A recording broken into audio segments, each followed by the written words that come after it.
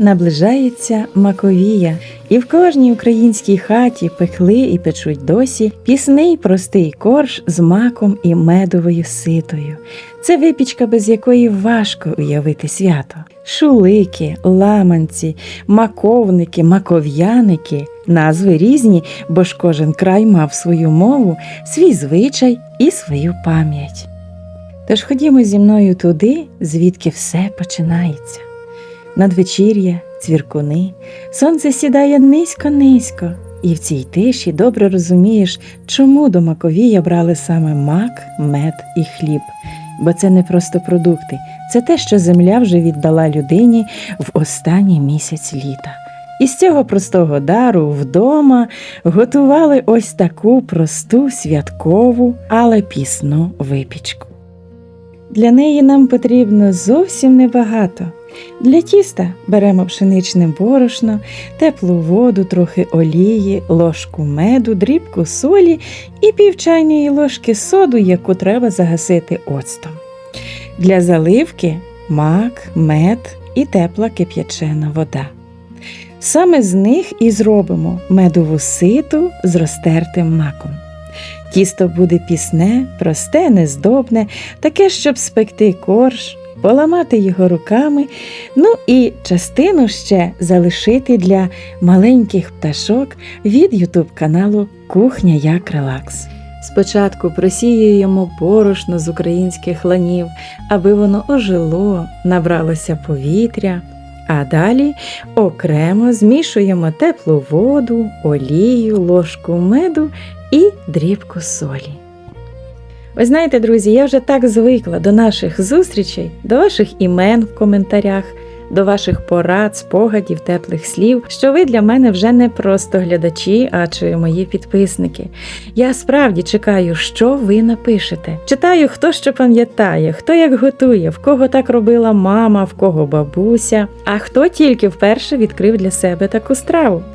І від того на каналі стає дуже-дуже затишно. Ніби ми не по різні боки екрана, а сидимо за одним столом, я готую, ви підказуєте, згадуєте, підтримуєте. Дякую вам за це. Борошно для замішування будемо брати не все, бо ж воно буває різне, а тісто саме підкаже, скільки борошна йому потрібно. Змішуємо все з рідкими інгредієнтами.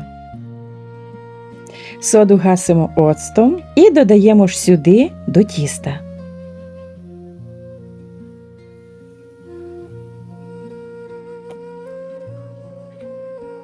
Замішуємо спочатку ложкою, а коли тісто збереться докупи, то вже й і руками. Воно має бути м'яке, слухняне, але не липке. Не забиваємо його борошном, краще домішати в кінці зовсім трохи, аніж одразу всипати забагато. Коли тісто стало гладеньке і тримається одним колобочком, накриваємо його рушником і залишаємо відпочити на 15-20 хвилин. Колись мак не мололи за хвилину, як тепер. Його втирали довго в макітрі, дерев'яним макогоном. І це була не просто робота. У хаті ставало тихіше, бо мак треба було терти спокійно, по колу, поки оті темні зернятка не починали світлішати і пускати своє біле макове молочко. Макітру брали не випадково. Її шорсткі стінки добре розтирали зерно, а макогін ніби витягував з маку весь отой смак, густий, горіховий, трохи терпкий. Такий мак – це вже не просто посипка, він стає основою заливки. До нього додають мед, і виходить те, чим колись заливали шулики або ж ламанці оті пісні коржі. В цій простій дії є щось дуже і дуже домашнє. Звук макогона, запах меду, важка макітра на столі і оте відчуття, що страва починається саме зараз. Тепер вже можна і формувати корж. Тісто відпочило, стало м'яким, слухняним. Підсипаємо оте борошно, яке ми залишили для підмішування.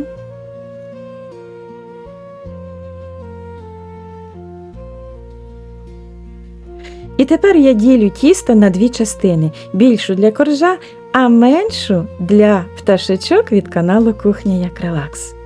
Бо ж основа в нас буде класична, пісний корж, який потім поламаємо до медової сити з маком. А пташки – це вже моя маленька подача до цього свята. Більшу частину тіста розкачую відразу на папері для випічки. Так його зручніше перенести у форму, і корж не треба зайвий раз рухати руками.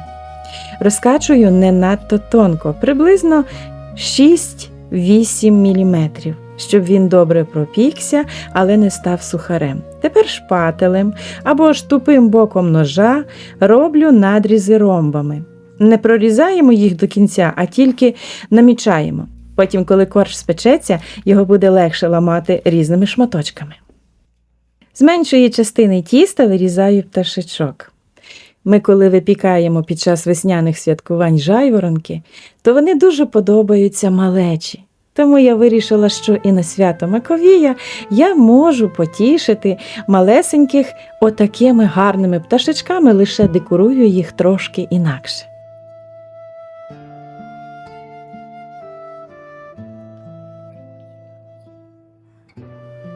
Розкладати пташок буду по краях на ту ж саму форму, де буде випікатися основний корж. Так усе печеться разом, і основа для шуликів, і моя авторська прикраса. Випікаю у розігрітій духовці при 180 градусах приблизно 25 хвилин. А тим часом робимо для коржа і пташок легку медову ситу. На 1 чайну ложку меду беру 1 столову ложку теплої води і добре розмішую, щоб мед повністю розійшовся. Що ж таке медова сита? Це тепла вода, в якій розведений мед. Не густа, не липка, а така, щоб корж її взяв в себе. Саме такою ситою з розтертим маком і заливали шулики або ж ламанці. Корж і пташечки чудово пропеклися, однаково рум'яні, однаково смачні, ароматні. І ось поки вони ще гарячі, пензликом змащую їх поверху. Не заливаю, а саме легенько проходжуся по поверхні, щоб наше прісне тісто відразу взяло в себе трохи меду. Так само змащую і пташечок. Поки вони теплі, медова сита добре лягає, дає легкий блиск і трішки пом'якшує скоринку.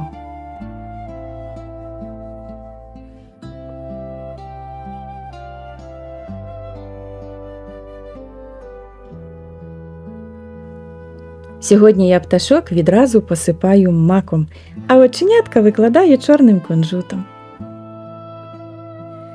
Отож, змастивши ламанці медовою ситою, ми лише підсолодили сам корж, щоб він не був зовсім прісним. Основа ж буде потім з перетертим маком і медом.